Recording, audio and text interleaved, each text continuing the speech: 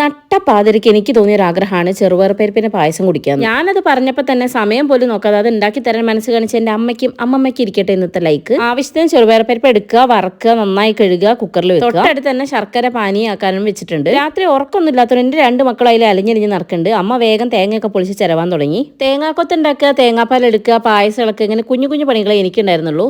ഇത് നന്നായി വെന്ത് വന്നിട്ടുണ്ടെങ്കിൽ അതിലേക്ക് ശർക്കര പാനി ഒഴിക്കുക, ഏലക്കായ ഇടുക. അതൊന്ന് തിള വന്നതിന് ശേഷം അതിലേക്ക് തേങ്ങാപ്പാലും കൂടി ഒഴിക്കുക. അണ്ടിപ്പരിപ്പും മുന്തിരി മക്കളും ഞാനും കൂടെ തിന്ന് തീർത്തത് കൊണ്ട് തന്നെ പായസത്തിൽ ഇടാനില്ലായിരുന്നു. അതുകൊണ്ട് തേങ്ങാക്കൊത്ത് വറുത്ത് ഞങ്ങൾ അതിലിട്ട് അഡ്ജസ്റ്റ് ചെയ്ത് ഗൈസ്. അങ്ങനെ നമ്മുടെ അടിപൊളി പായസം റെഡി ആയിട്ടുണ്ട്. അമ്മ അതാ വേഗം വന്ന് കുടിക്കുകയാണ്. തുമ്പമ്മ അതിന്റെ കൂടെ കുടിക്കുന്നവർക്ക് പായസം ഭയങ്കര ഇഷ്ടമാണ്. പായസം തീരെ ഇഷ്ടമല്ലാത്ത അല്ലൂട്ടൻ അമ്മേനെ കിടക്കാൻ വേണ്ടി വലിച്ചോണ്ട് പോവാണ് കേട്ടോ.